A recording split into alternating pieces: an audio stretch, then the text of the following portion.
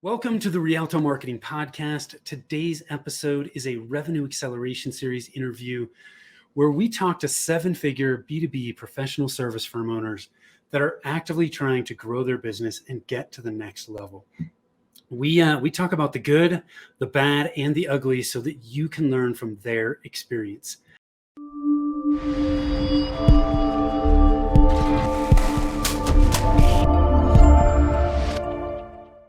Hi, I am Tim Fitzpatrick with Rialto Marketing, where we believe you must remove your revenue roadblocks to accelerate growth, and marketing shouldn't be difficult. I am really excited to have with me today Amy Babinchak from Third Tier. Amy, welcome, and thank you for being here. Hey, you're welcome. Thanks for inviting me, Tim. Absolutely. I am excited to dig into this. Before we jump in, I want to ask you a few rapid fire questions if you're ready to rock. Shoot. Okay. Very quickly, what do you do and how long have you been doing it? Well, I'm a technical person and I love the whole of the IT industry. I like to be involved in all aspects of its community. I'm a real community-focused person. So I own an MSP that's 23 years old. Third Tier that you just mentioned, that's my firm that supports other IT pros. Through technical support, blog writing, white papers, courses. I host some online communities, all stuff, right? Whatever comes to my mind that I think will be helpful to folks. And then I have another M&A small consulting firm where we help people with small firms like that are, they've never sold one or bought one before, and they kind of need help, kind of hand-holding through that process. Yeah. And then I'm also a 16-year Microsoft MVP. Is that it? That's all? Yeah, that's it. And that's not very interesting. Yeah. Yes, you're busy. So in these 23 years of running your MSP, what's the most important lesson you've learned? I don't know if you're going to like this, but there's two. Cool. One is people lie and some people don't pay their bills. There were two lessons that were the hardest thing for me to learn because it never even occurred to me that there were people like that in the world. So it was Uh, that that it was just those were hardest lessons for me. when you don't think that way, it's hard to see that, right? Yeah, it was like you ask somebody something and they just lie straight to you. You're just kind of like, what? Like, Yeah. I remember the first business I was involved was a wholesale distribution company, and when I started, I was super green right out of college. My dad had started the business a couple of years before, and I was doing everything. So I was doing shipping, receiving. I was accounts receivable, and I had to laugh the first few times. I always heard somebody say like, "Hey, yeah, the check's in the mail," and then a week later, the check still wasn't there. I was like, "What the?" He told me it was coming. right. Why is it not here? Yeah. Yeah, those are some learning lessons for me too. So obviously in 23 years, plenty of ups and downs in that amount of time. Hmm. Is there any kind of mantra or motivational thing that you say to yourself or you share with your team to help push through those times? Well, you know, I actually honestly thought that I invented the phrase, everything will be okay in the end. And if it's not okay, it's not the end. A friend actually gave me a card on a magnet, for my refrigerator kind of deal. And it had that phrase on it and it was attributed to anonymous. And I pointed at it, I was like, that's me. Right. Because I would say that all the time, like everything's going to be fine. We're just not, this is just part of the process. We're going to get through it. Yeah, I'm just always an optimistic person, and I always expect that the outcome is going to be good. I love that. So everything will be okay in the end. If it's not okay, it's not the end. Right. I like that. I've never heard that one. That is a new one on me, and I think it's a Yeah. great one. Uh, that way, it also just tells you like, hey, if it's not okay, like we still need to keep working through this. Yeah, right. Yep. There's no We're gonna problem that's insurmountable. We're just in process. That's all. Yes, yeah, that's right. Well, I know, Amy, when we initially connected, one of the things you shared with me was that you quote unquote gave away your job, and you've been able to pull yourself out of a lot of the day-to-day tasks. And if I remember correctly, you have like a team of like 7 or 8 people, correct? Yep.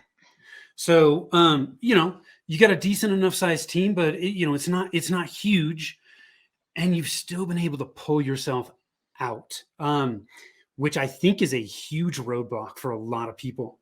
How have you done this? Well, you don't just wake up one day and say, today I'm going to stop working in my business and let everybody else handle it. Right? It it's a long, slow process, right? If you think, right, when I started my business, it's just me, and then a couple years into it, I was like, maybe this business is. I wasn't sure if I was starting a business or if I was just doing this for a while till I decided to go get another job, right? Hmm. Well, after a couple of years, I was like, oh, well, I do like doing this. I think I am going to have a business. And that was the mindset shift for me from I'm going to be a tech to I'm going to have a business. And so when I made that decision on that day, I said to myself, if I'm going to have a business, I need to have employees and I need to be able to work my business. And I said to myself, are you ready to give up being a tech? Well, I still have never given up being a tech because I love technical work, but I don't, I'm not, no customer calls me on the phone and says, "Oh, Amy, can you help me with this problem?" Right? I'm now the big picture person, Yeah, right? I'm not handling the client issues. And so sort of when I made that decision to have a business, that's when I decided that what I have to do is start giving away my job. So I'm going to hire my first employee and I'm going to give them part of my job, right? And then each subsequent person that came along was me giving them part of my job somebody else. until eventually my job is gone. Do you remember what work you got rid of at what times? Like, do you remember the first thing you got rid of? Um, yeah, I think I did this probably the opposite that most people do it. I always gave away the thing that I was best at because I understood exactly how it should be done, how to train somebody to do that, how to hire the right person for that task. And so the very first thing that I gave away was not all of it, but a portion of the customer support that I was doing. Right. So I hired somebody that I thought could become nearly as good as me. And, I then began to entrust him with that. And then the next person was sort of the same person, right? Yeah, Another technical person that I could give more of that work to. And it wasn't until I got to the fifth person that I started to give away things I didn't understand as well, like the back office work, the accounting work, different sorts of things like that. that's an interesting way of thinking about it. I tend to. I don't think there's any right or wrong way to do it. The way you did it has worked incredibly well for you. Some people say, well, get rid of the tasks that are low dollar tasks that you're wasting your time on right now that aren't the highest and best use of your time.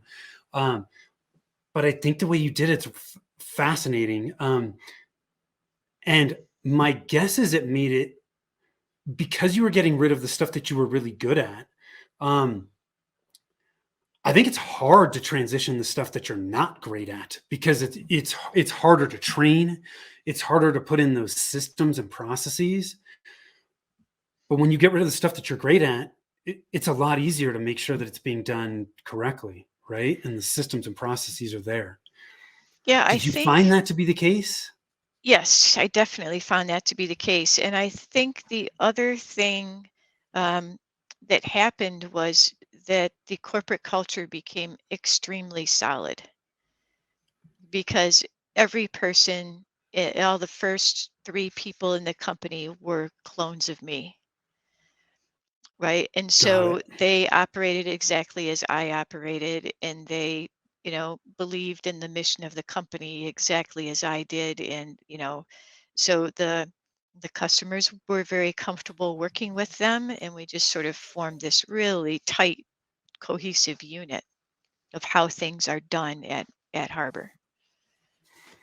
Got it. How long of a transition was that? How long did it take you to give away your job? It was slow. Um, but I didn't have a time frame that I put on it. I just knew that that was the path I was on. So I would say it probably took me 15 years. Okay. It was just slowly moving in that direction. And I never wavered from moving in that direction. It's just the company grew slowly and I moved along with it. And then we just sort of I just kept giving away little pieces along the way as it made sense to do so. Yeah. Well, and sometimes you just have to let that process unfold, right? I mean, depending on where the business is from a revenue standpoint, it's the revenue starts to dictate when and which people you start to hire, right? So just Yeah, right. It definitely does, right? The business has to be a certain size before you can start hiring non-revenue generating employees. yeah, Um, which is the last part that I ended up giving away. And but like I said, I wasn't in any hurry. So I was just letting it happen as it happened, and I was happy with working in the business as I was and doing things. And it's just that there was this goal out there, right? And I was ultimately yeah, moving toward that goal, but not on any schedule, my schedule or anybody else's schedule. It was just what was going to happen. yeah.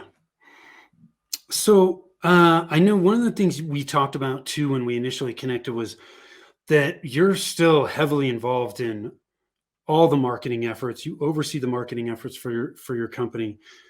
What are some of the tactics that have worked really well for you?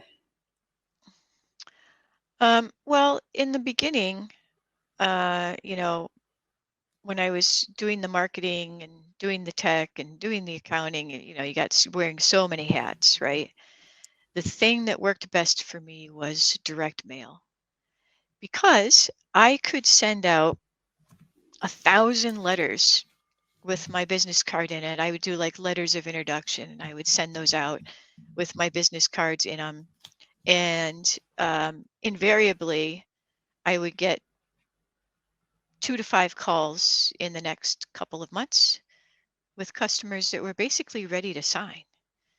Right? So they'd get that and it would hit somebody. If I sent out enough, it would hit somebody at the right moment.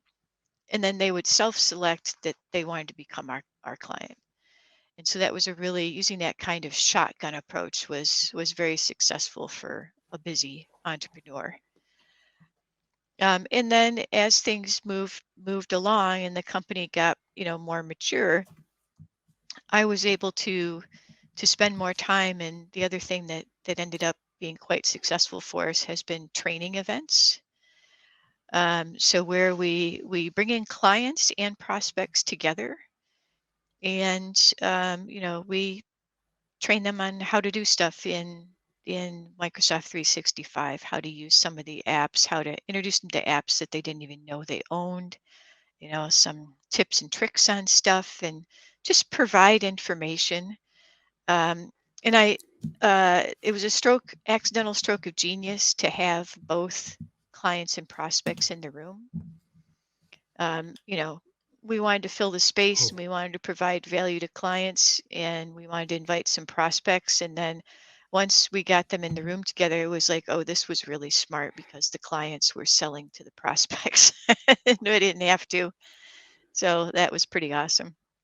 Having clients and potential clients in the same room was accidentally the smartest thing I ever did. And I didn't plan it exactly that way, but then the client started selling to the prospects and it was brilliant, right? As the training went along, the prospects realized that they were in the room with our clients because we'd be presenting and then, referring to scenarios that related to our clients or talking to them by name. And so then the prospects would realize that, oh, they're that person is one of their clients. And then, in a break, they would start to talk to each other. And it was an amazing way to gain new clients. And right now, we're actually doing a similar thing. It hasn't been as successful yet, but I think it's going to grow. We've actually gotten one new client a month so far, so that's decent. We're doing business networking events where we're doing the same thing. We're inviting our clients, and then I go on LinkedIn and I invite a bunch of other local businesses too. Um, and we've landed a new client from every one of those. So, and it's the same way, right? We're having you know, hugging people as they're coming Right. in the door, and meeting them and then introducing people to each other. And then, oh, there's a new person in the room. You know, and again, they realize that, no, some of these people here are actually clients of Harbor. Yeah. So you're pulling from what worked before, Yep. slightly different flavor or variation on it, and doing it all over again. And it sounds like those are like hyper local to your specific geographic area, but you are using online platforms like LinkedIn to invite local people that might be interested. Yeah. So when we were doing the training events, I um, figured out how to use LinkedIn. And what I did is I went out and connected with all of my clients. And then I looked at their LinkedIn to see who they were connected with. And I connected with all of those people. And then I invited those people to the event. So I was like, hey, we both know Jack. Jack's going to be coming to our training. Thought I would extend an invitation to you. You know, do you want to come over and learn something more about your Microsoft 365 environment? Yeah. And so that's how we found people to invite. And with the networking, are you always talking about specific topics? Is there a set structure with it? How do The you do it? networking is no set structure, and we move it to a different location every time. So we're probably not doing business networking right, but we move it to a different location around town each time, and we're using all the local brew pubs, just because the environment's very conducive to Yeah. having a group of 10 to 15 people standing around chatting instead of a restaurant where you're sitting at a table. And this way, there's no expense to us, right? We just show up and we tell the hostess or whoever's there, like, hey, we're going to be meeting some people here, and we're just going to be, can we just have that high top table? We're just going to be chatting with some folks over there. And they're like, yeah, sure. We're actually meeting up at local brew pub places, and we don't tell them that we're holding a networking event at their place. So it doesn't actually cost us any money, except we do spring for the first drink that anybody wants. Um, and I bought a lighthouse off of Amazon, and so when I send the invitations out, I tell them to look for the lighthouse, and we just set it on. We just set it on the table, right? So it's just like a prop. Yeah. It's about 18 inches high. We don't light it up or anything, right? But it's just a thing on the table. And so we just walk in and we tell the host that um, you know you, we're gonna take this high top table over here, and some other folks might join us, and they're like, oh yeah, sure, no problem, right? Because the brew pubs are just a really great informal sort of environment, it's kind of got the right vibe for people standing around chatting. Yeah. I well, look, one new client a month from this is I would say that you're onto something. It's working. It's generating leads uh, that are turning into clients. So keep doing it. And one of the other things you mentioned too was like, hey, I don't know if we're doing it right. We're moving from one location to another. You know what? You learn as you go, right? You learn as you do it. You make course corrections, and it's just going to continue to get better and better. But it sounds like it's working extremely well. Um, so I never tell people to stop doing things that are working. Well, I think if you were really trying to build up a business networking event that you see a lot of these, they tend to get really big because they invite the same people. We never invite the same people, So, right? So I'll take a different set of clients and invite them, and so it's always new and it's always small, right? And yeah, and small, right? 10 to 15 people, and we're just trying to have a couple of good conversations. That's the goal. yeah. I think a lot of people focus on the quantity rather than the quality, and I think you get good people there. 10 to 15 is large enough where you can kind of work your way, and at least touch a majority of the people, right, that are there and have a conversation. Um, so you're picking up a lot of good stuff, and it's obviously working. So keep keep doing it. Um, so one of the things I was going to ask you about, I know this is not relegated to the managed service provider space, but it definitely is something that I see in the managed service provider space a lot. Is I mean, there's a ton of competition. Um, a lot of people, and there are a lot of MSPs that are, communicating the same message, right? You go to five MSP websites, pull off logos, you have no idea who anybody is because they all say the same thing. Right. What are you doing to set your company apart from competitors, and has this helped drive growth for you? Um, so one of the things that I speak at conferences and stuff from time to time, and one of the things that I've taught people to do is to create a great tagline because differentiation is a problem in our industry. Just in my county, the county tells me that there are 2,000 businesses in technology. So, it, but yet, the opportunity seems infinite because I very rarely bump into them. Right. So, so they're out there, but they're not really active. They're not like actively out marketing and recruiting clients and stuff, at Yeah. least as far as I can tell. So I think having a great tagline is important. And our tagline is "We care about your business," right? Which doesn't say anything at all about, hey, we're super fast and we're great tech people, right? Which is what almost every IT website Yeah. says. That's right. Yeah, they all say the same thing. And um, the other thing that I've done differently is many business owners in this field like to keep the clients at arm length from their techs. When we do our training events, I make all my techs speak at it. And when we have these networking events, it's not mandatory that my techs come out to it, but one or two of them do every time, just on their own. Um, and it's because they know that some of their clients that they interact with are going to be there and they want to see them too. Yeah.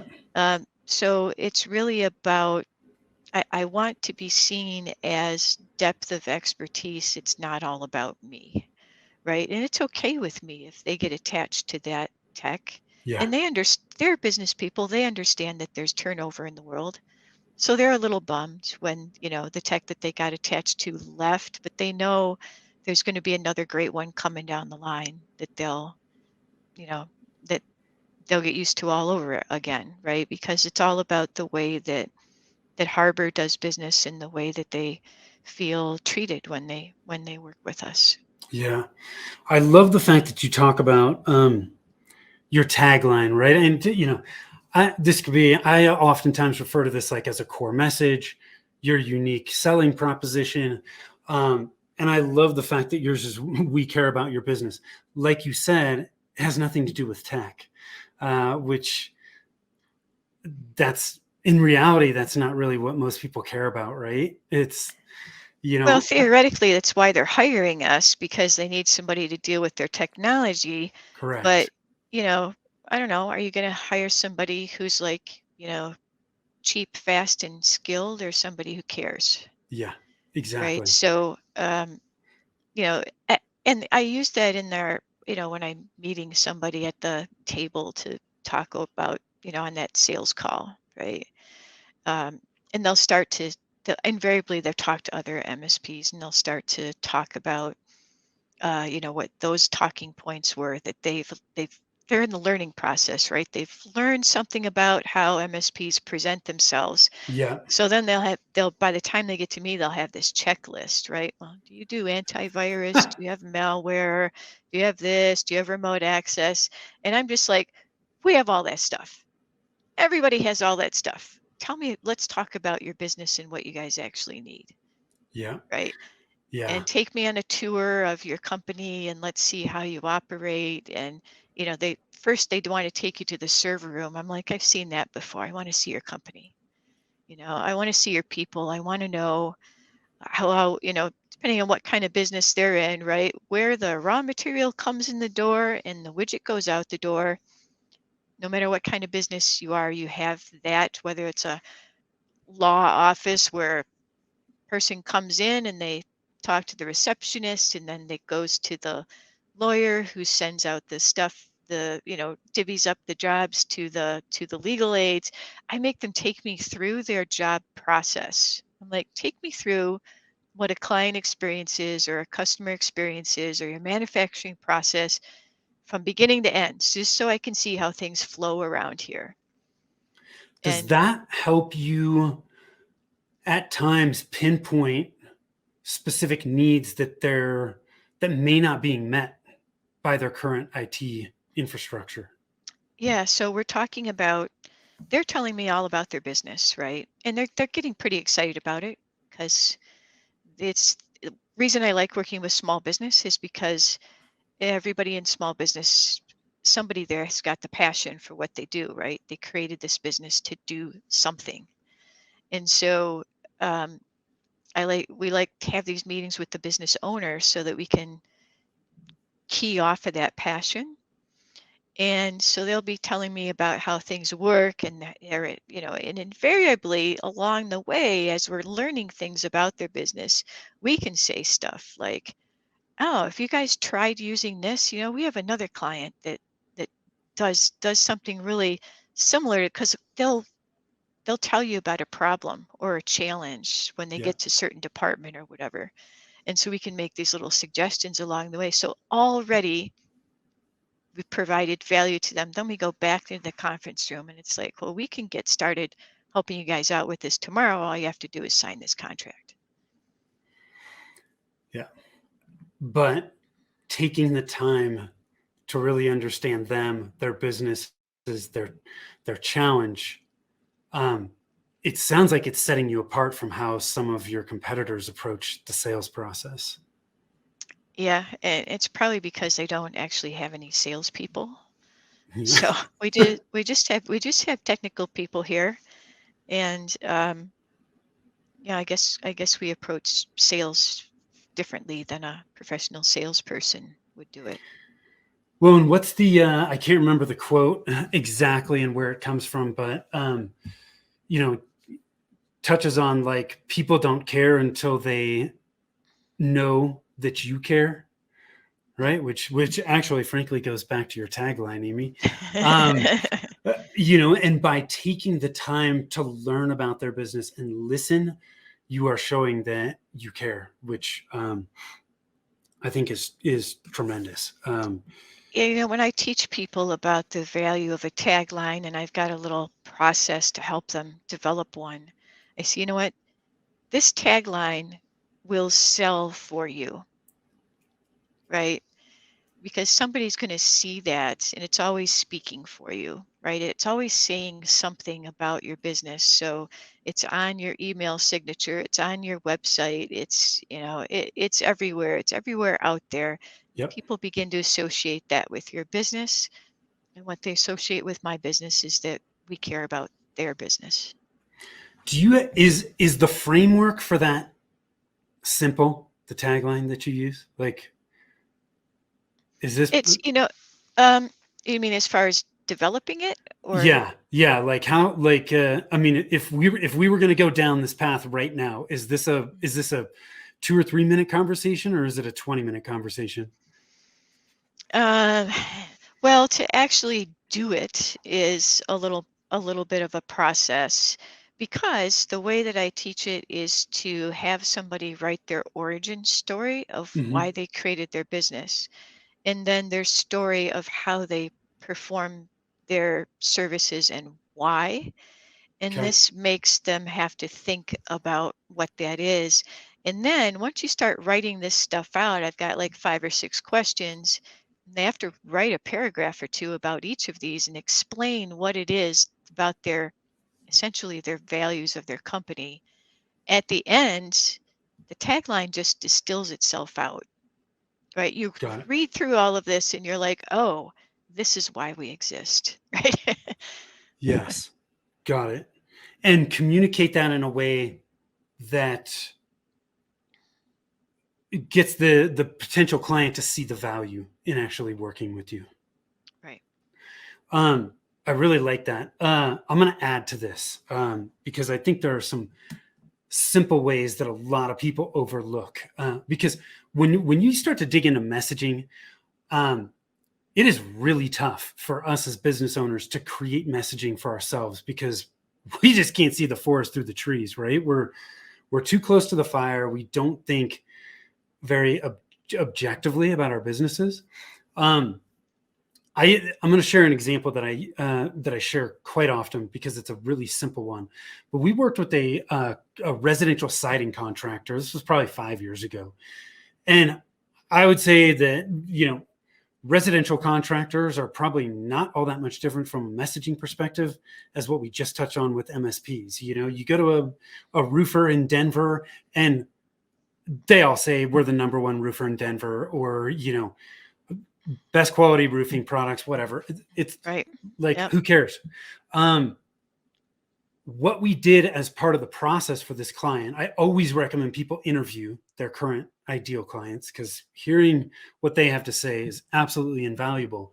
But one of the things that we also did for this client was we just looked at their reviews. They had a ton of Google reviews, and Mm. reviews are a treasure trove of information for messaging. And one of the women that left a review in there said something to the effect of, they treated my house like it was their own. And I was like, there you go. Like, who doesn't want to work with the contractor that Yeah. treats their house like it was their own? Right. And that became that core message, that tagline, totally different than everybody else, differentiates them because everybody expects, good quality product and all that. But are you going to walk through my house with mud on your shoes? Are you going to clean up afterwards? Well, if you treat my house like your own, you're certainly not going to do that. So, um, super simple example of how people can get really good tidbits of information that they can use in their messaging. Yeah, I think that that makes total sense. I know when I was interviewing roofing contractors, my questions were not really about the roofing material because I don't know anything about Yeah, shingles really. Like, yeah. what colors do you want? Well, we use this brand and blah, blah, blah. And I'm like, okay, what color do they have? The brand name of the shingle they use didn't mean a whole lot to me. Yeah. But what I wanted to hear from them was how they were going to protect my landscaping. Because Right. the guys shovel off the shingles and it all falls off the roof. And Yes. there was one guy who was like, oh, well, we're gonna put we he was like, I totally understand where you're coming from. We put sheets of plywood down across off the roof so that everything slides out off onto the grass rather than down into the landscaping close to the house where people usually have things, right? He said, so it'll be out. We'll clean up. We have powerful magnets that we go around and make sure that we've got all the thing. And I was like, you're my guy. Yeah. Right. Look at that. It wasn't, you expected a good roof, but you Right. didn't want to have to deal with all the aftermath, right? Like I found roofing nails like all over my yard for months. There's still probably plenty out there Yeah. when I had my roof done. And yeah, like that's another great example of like a roofer might think that clients care about X, totally off. All Right. you cared about was, hey, is my landscaping going to be clean when you're done? Right. You My know? landscaping's right. I'm paying you for a roof. My landscaping got destroyed, so now I have to re-landscape, right? Yes. Right. Yeah. Right. So, Yeah, I love it. right. So in the marketing vein, still going down this path, I know one of the things you said was a big challenge for you with marketing, which is a challenge for a lot of people, is just simply keeping it up, being consistent, and just doing it over and over again. Mhm. How are you managing this now? How are you pushing through that challenge of just being consistent? Well, I didn't for so many years. I mean, honestly, when you're wearing too many hats, you just can't. Yeah, So we would do it in fits and starts, like, which is actually okay when your business is small too, because you can't handle very many new clients at one time anyway, and do a decent job with them. So we would do a bunch of marketing, send out those letters, make contacts, ask for referrals, all that good stuff, and then we would get some new clients in, and then it would be like, okay, now we have to deal with the fact that we have some new clients and they take up a lot of time, and we have right. to, right? And so then we would stop, which was good because it let us manage the clients properly. And then so I never actually marketed until I decided that it was time to grow again, and then we would crank up the marketing engine, start doing it again, Yeah, and then we would stop. Um, but um, once your business gets to the point where you've got, people handling all that day-to-day work, you can then spend more time doing the, day-to-day marketing stuff, right? Making sure you're posting fresh content on yeah, LinkedIn, making new connections, um, doing all that stuff. And you think it's not doing anything, but eventually it does. And I actually saw it during the pandemic, uh, 18 months or so. For the first time ever, we got clients that were out of state. Before, they were all just, hyper local to our region. But when everybody went home to work from home, it suddenly dawned on all these companies that they don't need an IT firm that's next door. nope. They just need the best one they can find. And they remembered seeing my stuff on LinkedIn, and we got calls, and we added a bunch of new clients during that period. From that. Yeah. Yeah. Yep. Yeah, it's sometimes it's really hard to see. You feel like with marketing you're doing these things and it's not working, but it hasn't had the time it needs, right? You're planting seeds and it's taking a while for them to grow. And Hmm. I think that's one of the really challenging things with marketing is just being patient enough and thinking long term enough to just believe in what you're doing and continue doing it, to give it the time that it needs to work. I think one of the other things that I see where people struggle with consistency, is, especially nowadays, there's so many marketing channels and so many tactics within those channels. It's just information overload, right? It's like I have to have a blog, I got to have a podcast, a YouTube channel, I got to do SEO and email marketing. And the reality is, most businesses, you don't need to be everywhere.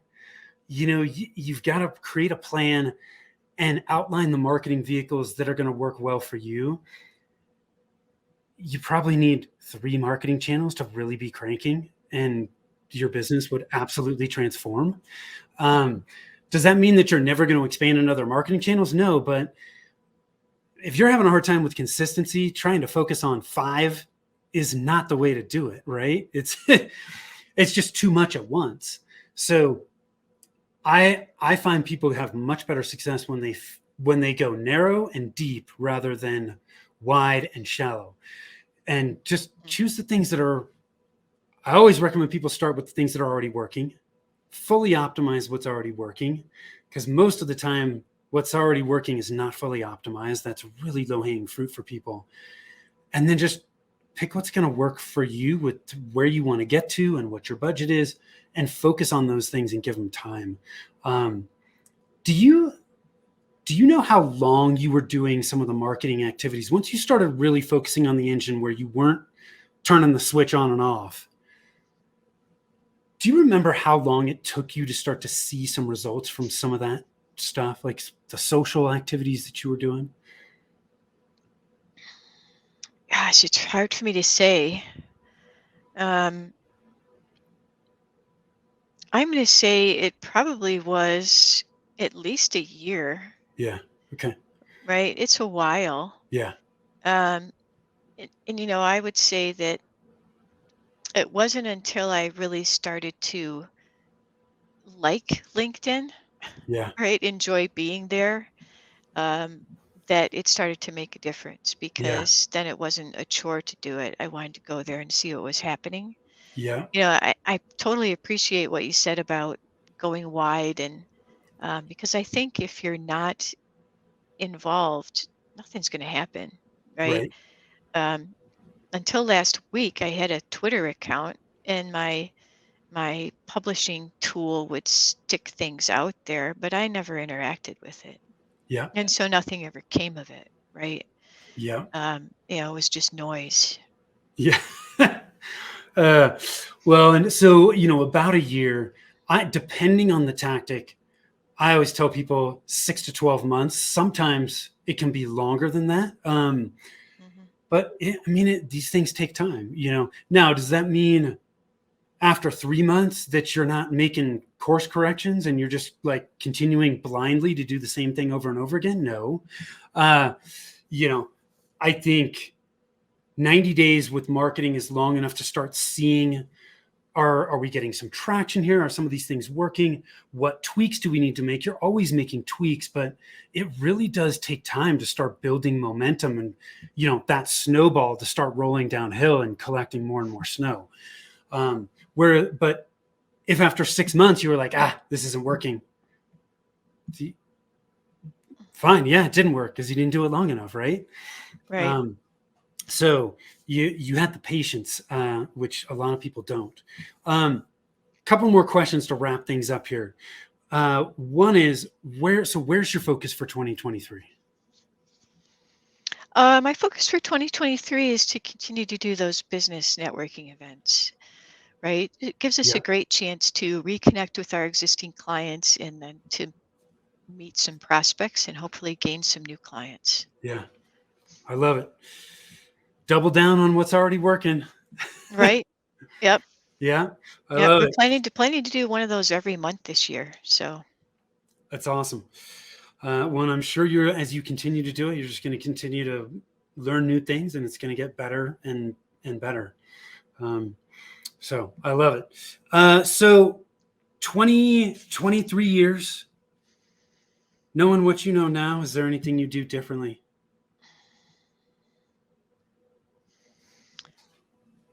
that's a really hard question. I don't know if I would. Um, I have really enjoyed I've really enjoyed being in business, and I'm not sure if I would do anything differently. I really found my niche. I'd love to work with small business. I love the IT industry, absolutely all aspects of it. And so did I make mistakes along the way? Yeah, of course I made mistakes along the way, but um, I don't have any regrets at all. Yeah, your path has gotten you to this place. Right? Yep. Amy, this has been a great conversation. I appreciate you taking the time. Where can people learn more about you? Well, they should go to thirdtier.net and check out what I'm doing there. That is not my MSP, but that is the place where I support other IT professionals. But if you're looking for an MSP, you can talk to me there Yeah, too. cool. I love it. Amy, thank you so much for taking the time. I really appreciate it. It's been a pleasure. Those of you that are watching, listening, I appreciate you as well. Amy has shared a lot of great stuff on her journey and what she's done to grow, accelerate growth, which is all of the stuff that we focus on. If you want to know which of the 9 revenue roadblocks are slowing down your growth, you can figure that out at revenueroadblockscorecard.com. In less than 5 minutes, you'll be able to discover those roadblocks and move forward and start removing those so that you can grow. If you want to connect with us over on our website, you can do that at rialtomarketing.com. That's RIALTO marketing.com. Thank you so much. Till next time, take care.